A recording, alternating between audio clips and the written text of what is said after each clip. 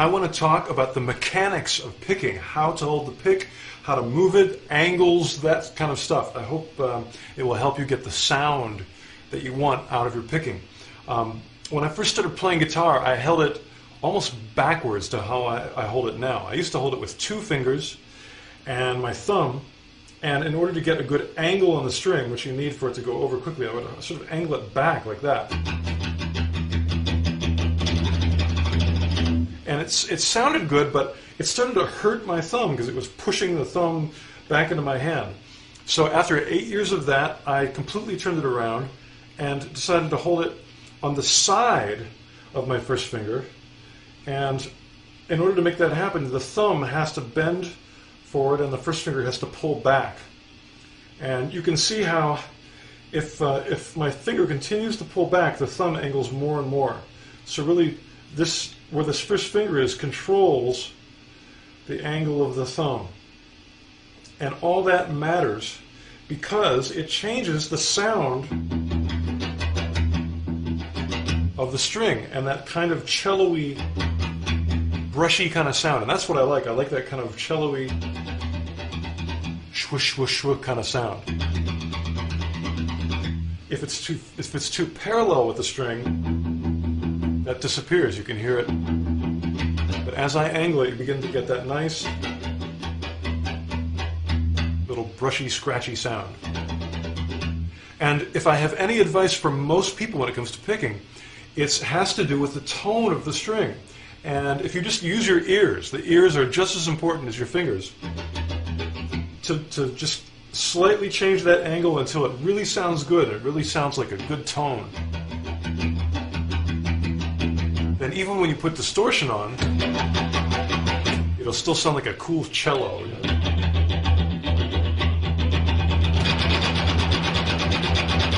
Obviously I'm not picking hard, but with a lot of distortion, if you pick hard, it just gets messy. And we want this to be nice and clean and controlled. The next thing is to be able to control your accents. You know, be able to hit hard or even hit a harmonic, a pick harmonic, once in a while. To give you an example, you might want to hit where the snare hits in a rock, you know, heavy metal double bass drum beat that's going like ticka ticka ticka ticka ticka ticka ticka ticka. And I'm trying to accent where that snare drum would be.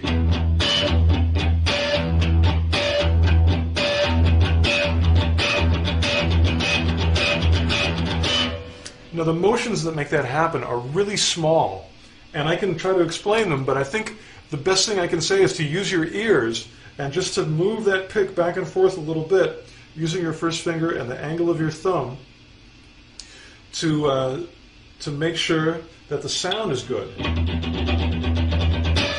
And then I'm using a little bigger motion to get that nice pick harmonic. You can try other strings. That is a lot more aggression than just the notes by themselves unaccented.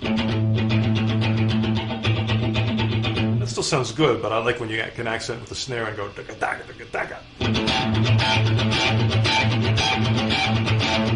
That's when your head starts moving. Now I'm just doing open strings now. Obviously you can throw in more complex things with the left hand. You know.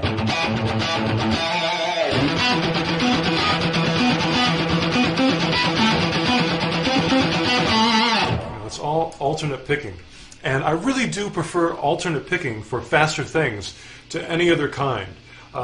Alternate picking is just doing a downstroke and then an upstroke and continuing that in that fashion, just back and forth.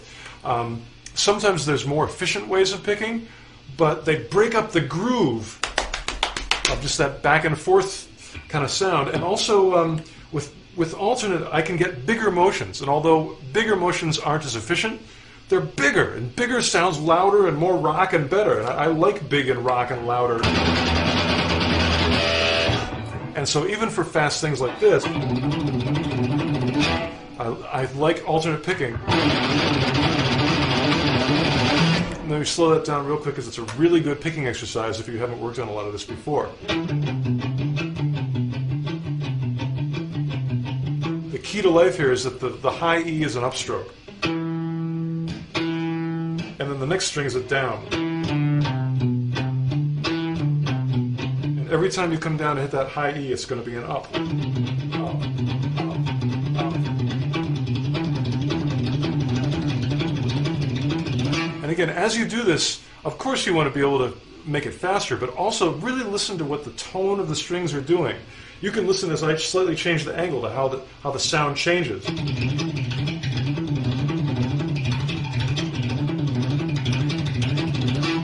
And especially when you start adding distortion, that little, the little scratchy sound really sounds good.